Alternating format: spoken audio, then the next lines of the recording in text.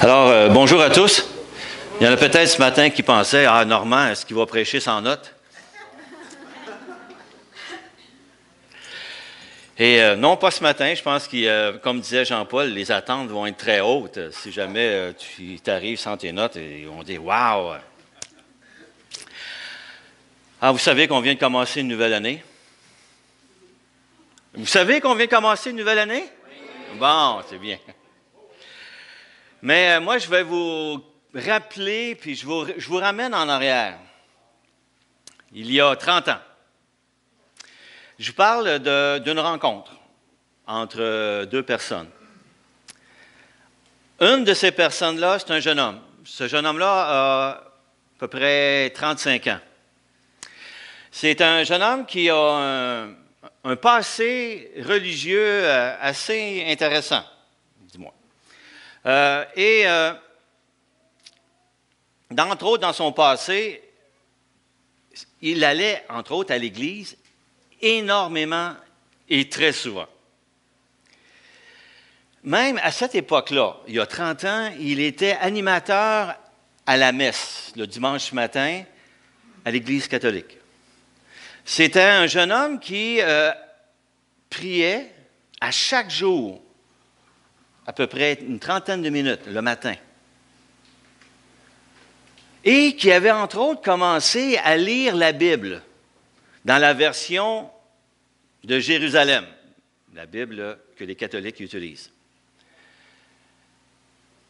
Ah, ça, c'était notre jeune homme.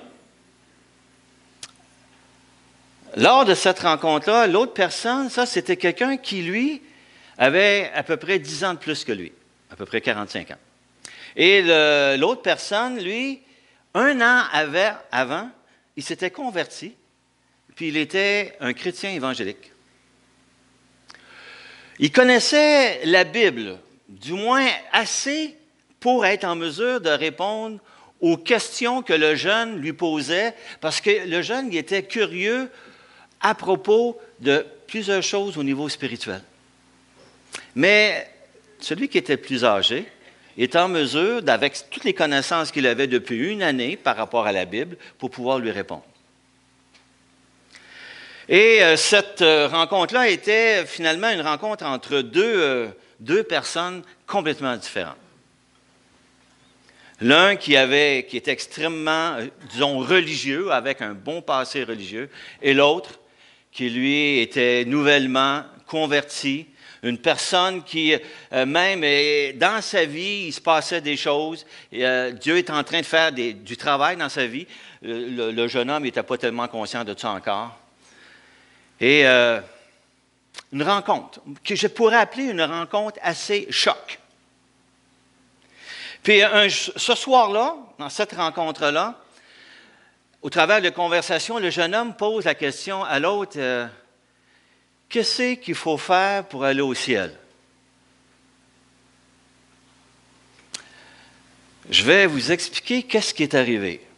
À l'autre, celui qui était plus âgé, a pris une Bible. Il l'a ouvert, feuilleté.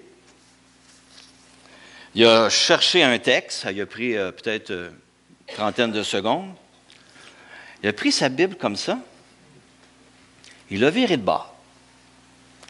Puis il dit, puis il a mis son doigt, puis il dit, est-ce que tu peux lire ça? Fait que le texte en lui-même, c'était le suivant.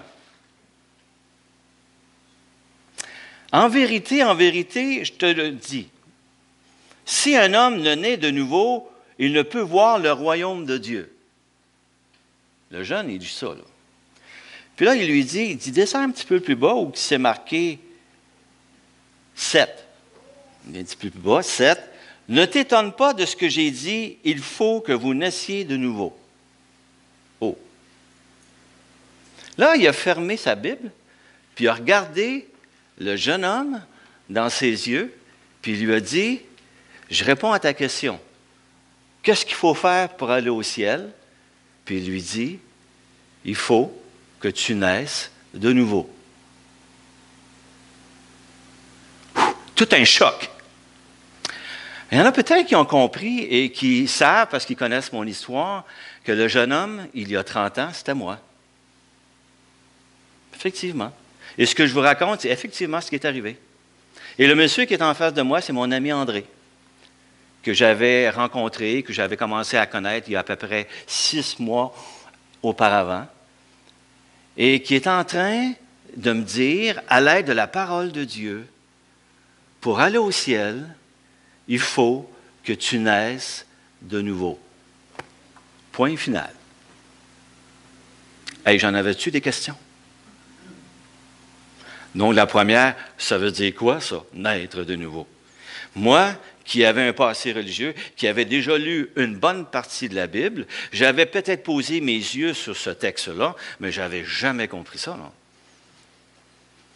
Alors, ce matin, je vous invite, on va regarder le fameux texte et voir cette fameuse rencontre-là que Jésus a eue avec cet homme religieux qui s'appelle Nicodème et qui ça ressemble étrangement à mon histoire.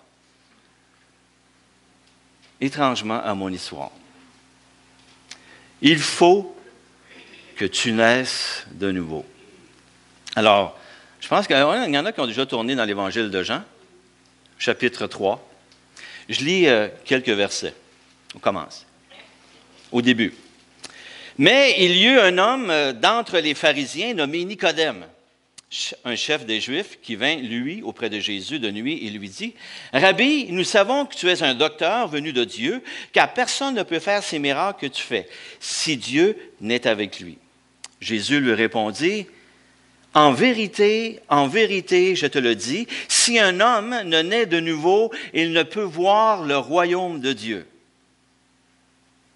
Nicodème lui dit, « Comment un homme peut-il naître quand il est vieux?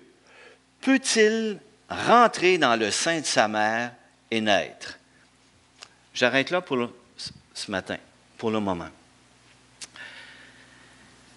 La rencontre qu'il y a eu, c'est une rencontre que j'appelle, moi, une rencontre choc. Celui qui se présente, il s'appelle Nicodème. Un homme qui a à peu près une cinquantaine, soixantaine d'années, parce qu'un peu plus loin, il est écrit qu'il est le docteur en Israël. On peut prévoir que c'est peut-être le chef ou le directeur de l'académie rabbinique, celui qui enseignait les rabbins. Un homme versé dans les Écritures, un homme qui connaissait le judaïsme, la loi, un homme sûrement, assurément, extrêmement religieux. Il était pharisien, membre d'une secte extrêmement rigide du judaïsme, des gens qui respectaient la loi, des gens qui vivaient leur religion à la lettre. Dévotion, pratique, jeûne, c'était des religieux. Nicodème, ça devait en être un comme ça. Puis là, en face de lui, Jésus, à peu près 30 ans, beaucoup plus jeune, pas de diplôme, il n'a pas été à l'école rabbinique. On pourrait dire, en langage québécois, un no-name, mais non, parce que Nicodème reconnaît en Jésus quelqu'un qui fait des choses extraordinaires. Il a vu des miracles, du moins, ou il en a peut-être entendu parler, on ne sait pas. Mais il se présente devant Jésus et il dit, « Ce que tu fais, là, Dieu doit être avec toi. Là. Tu dois être un homme de Dieu, un docteur qui vient de Dieu, parce que ce que tu fais, là, c'est hors de l'ordinaire. » Quels sont les miracles que Nicodème a vus? On ne sait pas. Dans le texte de Jean, on parle juste d'un miracle précédemment, celui de l'eau changée en vin, mais ça ne veut pas nécessairement dire qu'il y a seulement que ça qui a été fait avant la rencontre. Mais Nicodème s'est présenté devant Jésus, sûrement avec une curiosité concernant des choses spirituelles pour cet homme-là. Là, on a deux entités, là. Un homme très religieux, là, puis Jésus.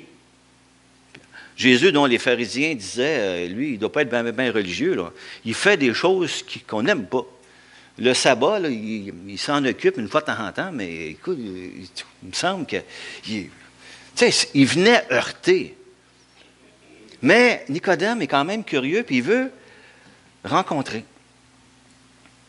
Et c'est ce qu'il a fait. Il est venu le voir. On peut prévoir aussi que Nicodème était peut-être un homme qui était riche. On voit ça à la fin. Il a participé avec Joseph d'Arimathée à l'ensevelissement de Jésus, puis il a apporté beaucoup de myrrhe et d'aloès. Et ça, on peut peut-être prévoir que c'est un homme riche.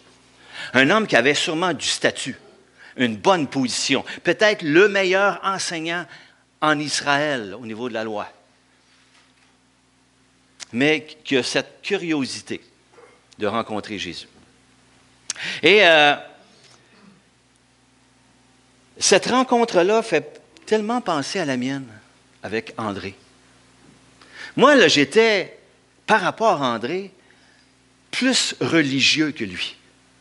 Moi, j'avais pratiqué, j'avais été en communauté religieuse, j'ai été à la messe pendant 7 ans de façon consécutive à tous les matins. J'ai fait des retraites, j'ai fait des jeûnes et j'ai même consacré 2 années de ma vie en mission. Wow!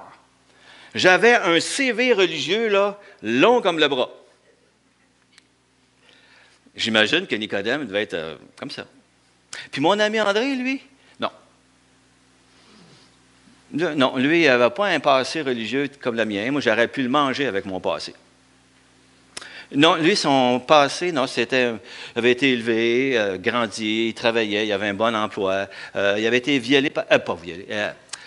Il avait été violenté énormément dans sa vie par un père qui était violent. Alors lui-même avait gardé une certaine forme de ressentiment et Dieu est en train de travailler dans son cœur au niveau de la colère et de la violence. Dieu faisait... Mais moi, je ne savais pas ça. Alors pour moi, là, j'étais meilleur que lui. J'étais meilleur que lui. Et là, quand que Jésus dit à Nicodème la phrase « Pour voir le royaume de Dieu, il faut que tu naisses de nouveau. » Et moi, j'ai reçu la phrase, c'est « Pour aller au ciel, il faut que tu naisses de nouveau. » Ça s'appelle une phrase choc.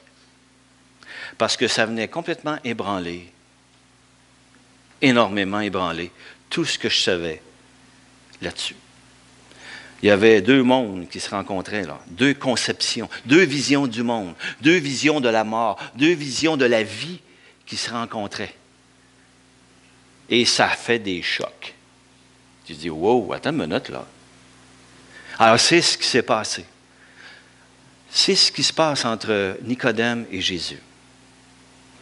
2 entités qui vont se confronter dans un certain sens. Mais ça va se faire gentiment. Vous savez, ici, Nicodème, c'est un exemple de quelqu'un qui croit, qui vit dans une religion, et je suis convaincu que Nicodème, il était sincère dans sa religion. Comme je l'étais sincère moi-même.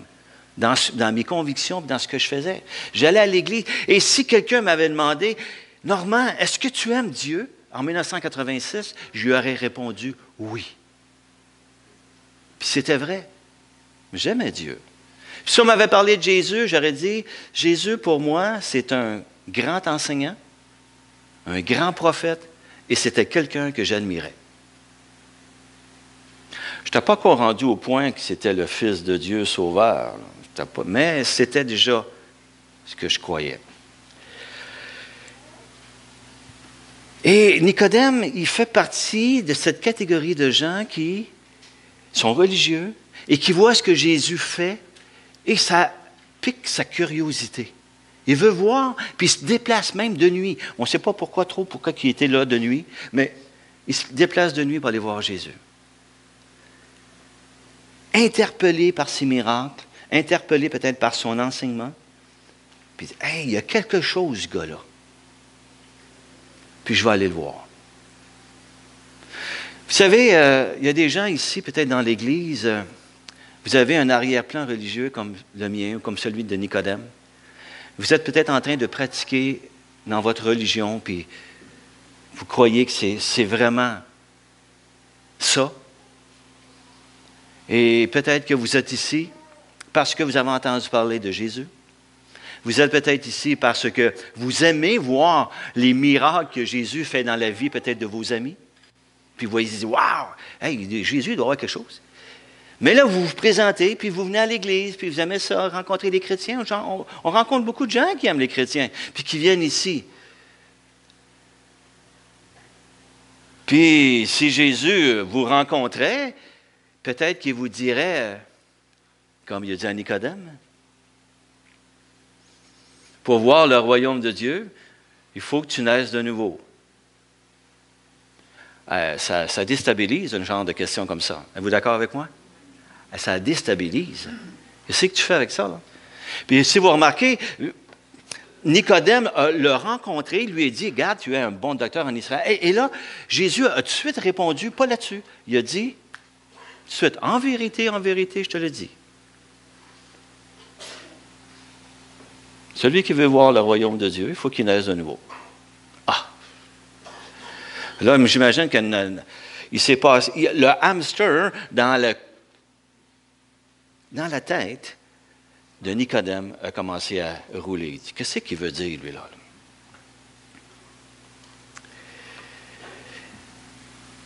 Et là, il lui lance, ça, j'appelle ça une rencontre choc.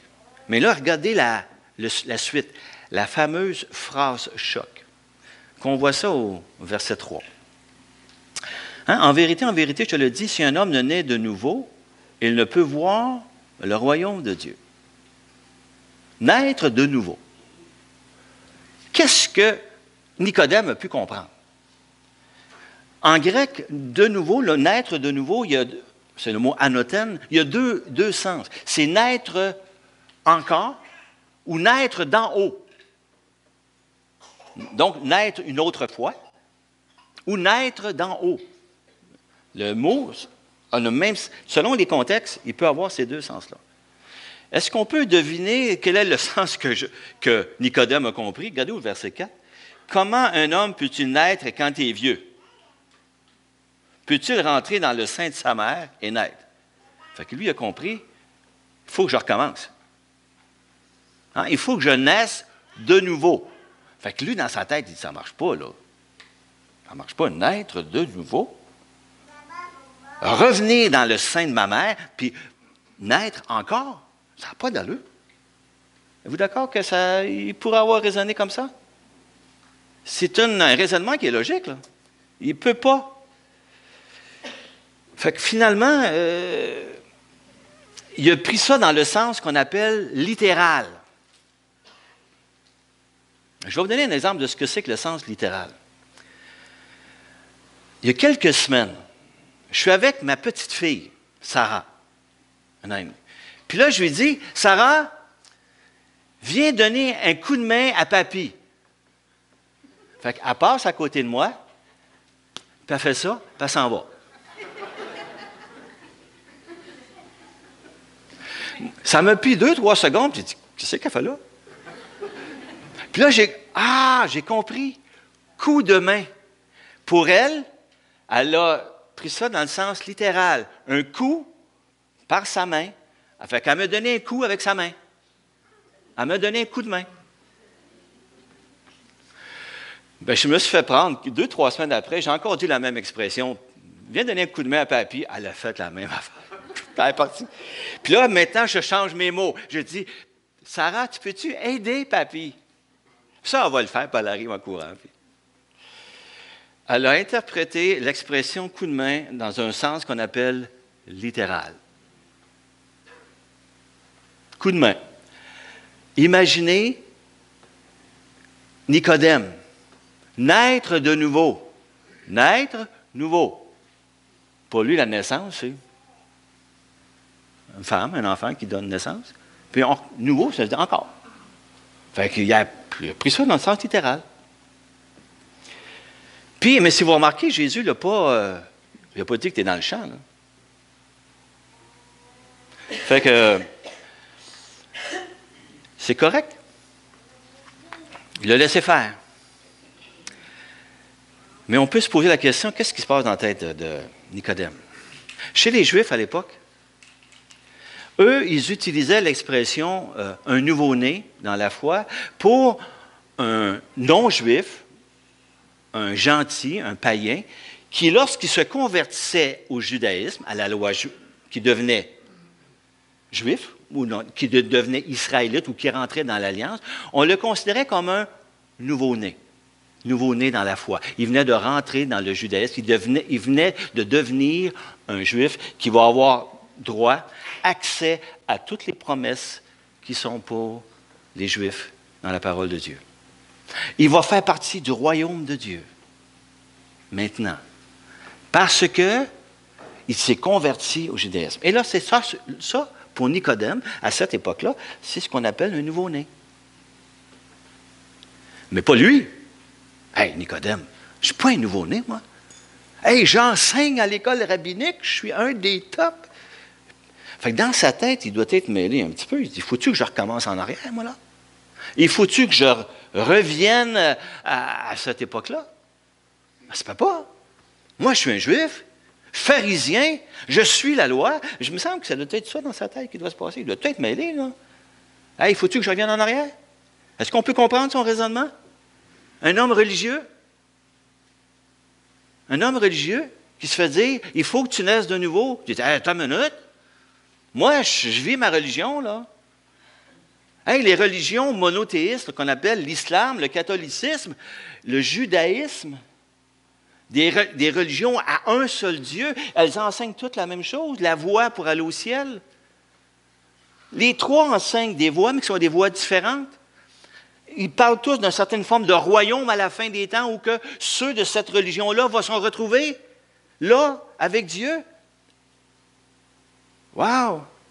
Puis là, il se fait dire, pour voir le royaume de Dieu, même si tu es juif, il faut que tu naisses de nouveau. Choc. Hey, wow, attends, man. Êtes-vous d'accord que ça peut être comme ça? Il y en a peut-être parmi vous ici que parce que je vais dire cette chose-là, puisque la parole de Dieu dit ça ce matin, vous dire, hey, ça n'a pas d'allure. Moi, je reviens 30 ans en arrière. Imaginez comment je pensais, là. Je me fais dire par mon ami André, il faut que tu naisses de nouveau. Oh! Mais moi, j'ai dit, OK. Question suivante, j'ai dit, comment tu fais ça?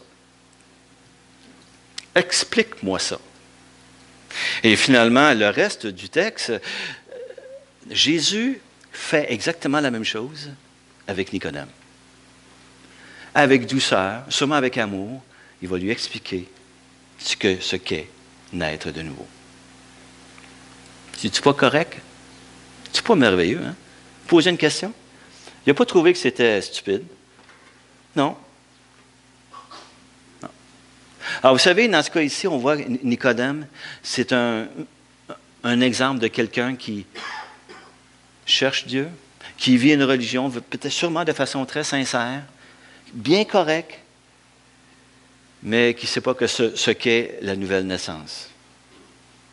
Et il vient d'apprendre par Jésus la façon de faire pour être dans le royaume de Dieu. Et le reste des explications de Jésus, il a utilisé un langage très simple. Il a utilisé des mots que Nicodème pouvait comprendre. Il était correct. Et il l'a ramené à son arrière-plan religieux. Puis il a expliqué la nouvelle naissance à l'aide de ce qui était déjà écrit dans l'Ancien Testament. Wow! Comme André a fait, dans un certain sens, il m'a expliqué la nouvelle naissance à l'aide de la parole de Dieu, avec l'aide de la Bible, comme Jésus a fait. Alors voici ce que Jésus a dit. Moi, j'étais rendu verset 5.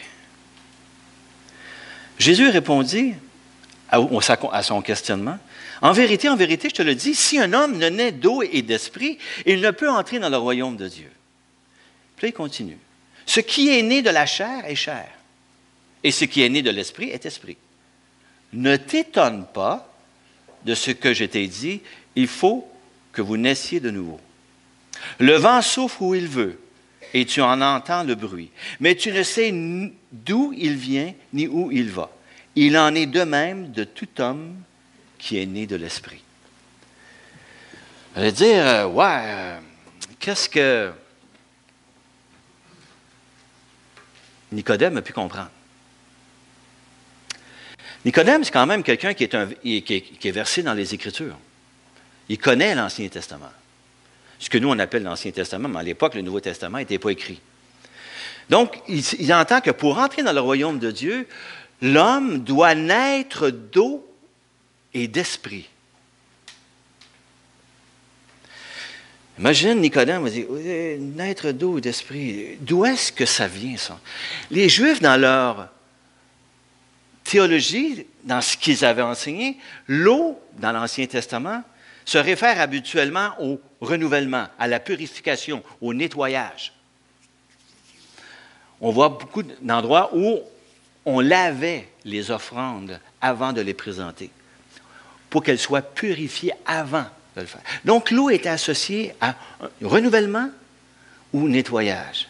Et lorsque le mot « eau » est associé dans un texte avec « esprit », souvent, on parle de l'esprit qui est versé sur quelqu'un. Et le mot « versé », c'est un mot qu'on utilise pour les fluides. L'esprit, il y en a qui disent « oui, mais l'esprit, ce n'est pas un vent. » Mais là, versé. Donc, il y a une connotation entre l'eau et l'esprit. Puis, il y a un verset dans l'Ancien Testament que Nicodème devait savoir, qui vient des prophètes, et qui était assez clair parce que l'eau et l'esprit se retrouvent dans le même contexte. Et on peut le lire ensemble, c'est dans Ézéchiel, prophète Ézéchiel, au chapitre 36, versets 25 à 27. Remarquez. Le texte dit bien, c'est la parole du prophète Ézéchiel, et c'est Dieu qui parle. Je répandrai, donc qui apporte la parole que Dieu donne au peuple, dit, je répandrai sur vous une eau pure, et vous serez purifiés. Je vous purifierai de toutes vos souillures et de toutes vos idoles. Je vous donnerai un cœur nouveau, et je mettrai en vous un esprit nouveau. J'ôterai de votre corps le cœur de pierre et je vous donnerai un cœur de chair. Je mettrai mon esprit en vous et je ferai en sorte que vous suiviez mes ordonnances et que vous observiez et pratiquiez mes lois. Wow! Dans ce verset-là, lorsqu'on voit que l'eau et l'esprit viennent ensemble dans le texte, le premier parle de purification, et le deuxième parle de transformation du cœur qui va permettre aux gens d'être en mesure maintenant de suivre Dieu et de marcher avec lui. D'être capable de marcher, d'être en Dieu à 100%. Wow! Et si vous remarquez, on prend le texte dans Ézéchiel 36. Tout de suite après, dans Ézéchiel au chapitre 37, Ézéchiel est invité à prêcher dans une vallée d'ossements. Hey, des ossements, là, y a-t-il quelque chose de plus mort que ça? Des ossements de personnes, toutes desséchées. Et là, Dieu dit à Ézéchiel, prêche. Puis là, il prêche. Hey, c'est tout du monde mort. Bien, tous des ossements. Et là, savez-vous, ceux qui connaissent le texte, qui savent ce qui se passe? Tous les ossements, hein? Ça fait du bruit. Les os se ramassent et ça devient des personnes. La peau qui pousse. Ça veut dire, tu parles, c'est ça qui arrive. Essayez de comprendre ce que ça veut dire. Par le souffle de la bouche, ce qui était mort est devenu à la vie. Oh, la transformation dans une nouvelle vie se fait par l'Esprit. Par le souffle de qui? Souffle de Dieu. Wow! Il me semble que Jésus doit dire, « Hey, Nicodème, t'as enseigné ça, toi? T'as enseigné ce texte-là, là? Tu es un érudit. Tu es le docteur en Israël. Puis tu ne comprends pas ça. Tu ne comprends pas que la nouvelle naissance, c'est au niveau du cœur. Oh. Parce que quand il dit, je vais enlever un cœur, si vous remarquez, moi-même, je suis un être vivant, hein, puis je suis né physiquement. Hein, tout le monde, on est né physiquement, là. On a un papa puis une maman, puis on est. Bon. Comment je peux avoir un nouveau cœur? Est-ce que ça veut dire qu'on va me prendre mon cœur qui est là, qui est physique, puis on va en mettre un autre? On va me faire une transplantation cardiaque? Non. Quand il parle de changer le cœur, c'est quoi? C'est-tu au niveau physique ou au niveau spirituel? Spirituel. Alors, c'est pour ça qu'il rajoute par après, il dit, ce qui est chair donne de la chair, puis ce qui est esprit vient de l'esprit. Parce que ce qui est un homme va produire un homme. Qui produit des naissances physiques, des êtres humains? Qui va produire une naissance spirituelle? L'esprit. Oh, là, Nicodème commence à comprendre que la nouvelle naissance, ça ne vient pas de... Tu ressors du sein de ta mère, puis tu viens au monde, là. Oh! Jésus est en train d'expliquer. C'est tout un concept, là. Naître de nouveau, ce n'est pas une naissance physique. C'est plus que ça. Puis là, il continue.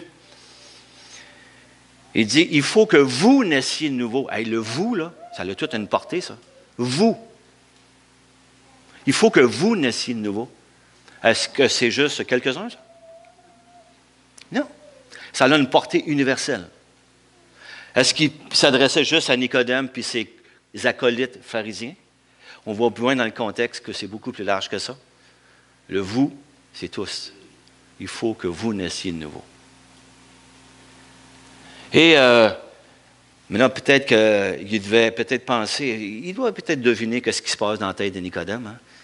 Puis là, il lui dit la chose suivante. Il dit, le vent souffle où il veut, tu en entends le bruit, mais tu ne sais d'où il vient, ni où il va. Il en est ainsi de tout homme qui est né de l'esprit. Et il y a comme un jeu de mots dans ce mot-là, parce que le mot esprit puis le mot vent, en grec, c'est le même mot, pneuma. Donc, si le pneuma souffle, il en est de même du pneuma. C'est-à-dire, souffle. Alors, qu'est-ce qui est en train de lui amener? C'est que le vent, on l'entend, mais le vent, on ne sait pas d'où est-ce qu'il vient. À cette époque-là, au niveau de la météo, on n'était pas tellement poussé comme aujourd'hui. Le vent, on ne sait pas d'où il vient. On ne sait pas où est-ce qu'il se dirige. C'est invisible. Mais est-ce qu'on est capable d'en sentir les effets? Oui. Il dit, il en est de même de l'esprit. Mais l'esprit, tu ne sais pas d'où il vient. C'est quelque chose de mystérieux. Mais est-ce que tu es capable d'en vivre ou d'en percevoir les effets? Oh oui.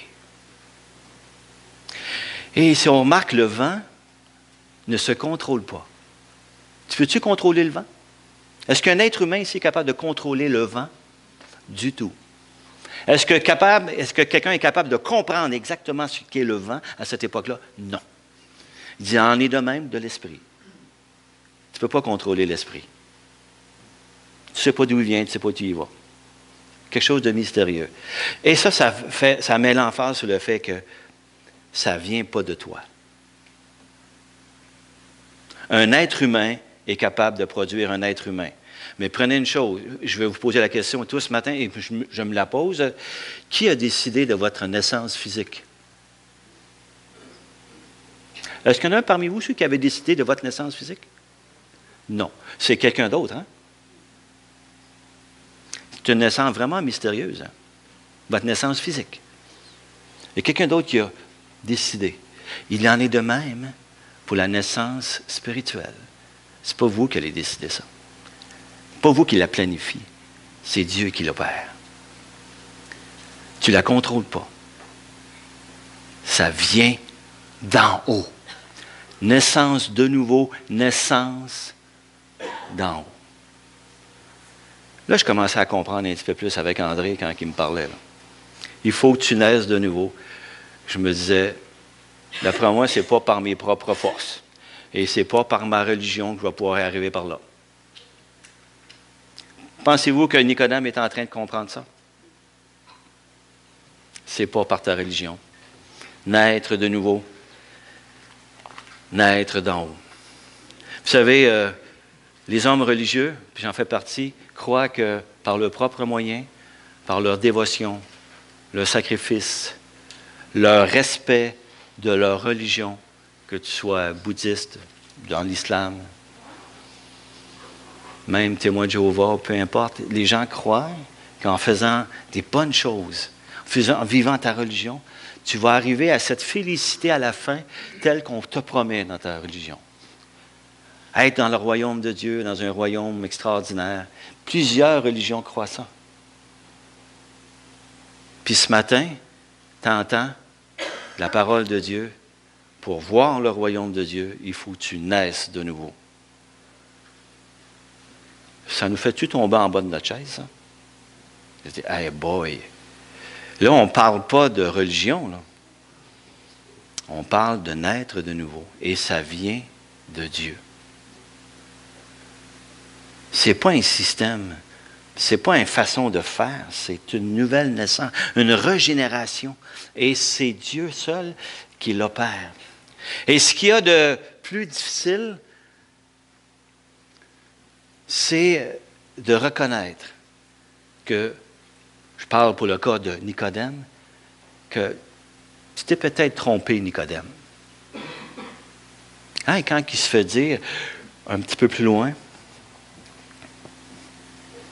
Nicodème pose au verset 9, il dit, hein, Nicodème lui dit, comment cela peut-il se faire? Puis l'autre, il lui répondit, tu es le docteur d'Israël et tu ne sais pas ces choses. La claque en pleine face. Tu es peut-être le plus grand théologien de tout le judaïsme ici à Jérusalem, puis tu ne sais pas comment ça marche, la nouvelle naissance? Ah, c'est-tu insultant, ça? Tu te fais dire ça, là? Non, ce n'est pas nécessairement insultant. C'est que il devait savoir. Le livre d'Ézéchiel, il l'a lu, lui. Normalement, il devait comprendre ce qu'est la nouvelle naissance. C'est une naissance qui venait d'en haut. Et vous savez, Nicodème était sûrement un homme sincère.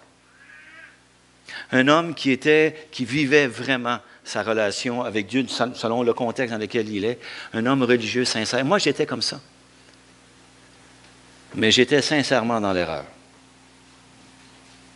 Ça, c'est comme quelqu'un qui dit, il part d'ici à Granby, s'en va à Québec. Il veut s'en aller à Trois-Rivières. Prend l'autoroute 20. Puis là, il est avec son ami, il est en train de parler avec son ami, puis il manque la sortie de Trois-Rivières. Puis là, il s'en va sur l'autoroute 20 en direction de Québec. Mais lui, il est sûr qu'il s'en va à Trois-Rivières. Il est vraiment sincère, il dit, moi, je m'en vais là. Mais il est sur la mauvaise voie, il a manqué la sortie. La sortie, il s'en va pour aller du côté gauche. Vous s'en allez pour Trois-Rivières. Il est vraiment sincère, mais il est sur la mauvaise voie. Ça a-tu de l'allure? Tu as beau être sincère, tu as beau être convaincu, mais si tu es sur la mauvaise voie, tu ne te rendras pas. Pour entrer dans le royaume des cieux, il faut que tu naisses de nouveau.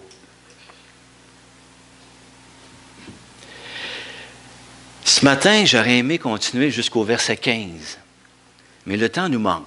Dieu voulant, peut-être que je continuerai. Mais vous allez peut-être me dire, mais Normand, qu'est-ce qu'on fait avec ça? Ben oui, moi, je suis né de nouveau. Puis, pas besoin de ça. Peut-être d'autres personnes ici que c'est la première fois qu'ils entendent parler de naître de nouveau. Ces personnes-là, moi, je vous dirais, allez voir quelqu'un dont vous êtes sûr qui est né de nouveau. Puis elle pourrait continuer les explications de ce qu'est de passer par la nouvelle naissance, pour pouvoir voir le royaume de Dieu. Mais si on est des gens déjà nés de nouveau, moi je vous lance le défi de 2016. Combien de fois cette année, quand vous allez être avec quelqu'un, puis vous allez lui dire, hey, tu veux-tu savoir qu'est-ce qu'il faut faire pour entrer dans le royaume de Dieu? De prendre ta Bible, puis de dire, En vérité, je te le dis, si tu veux voir le royaume de Dieu, il faut que tu naisses de nouveau. Tu fermes ta Bible et dis, on en parle-tu ensemble?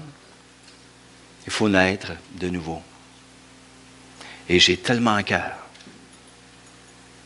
après 30 ans, de pouvoir te dire et t'expliquer et t'enseigner ce qu'est à naître de nouveau.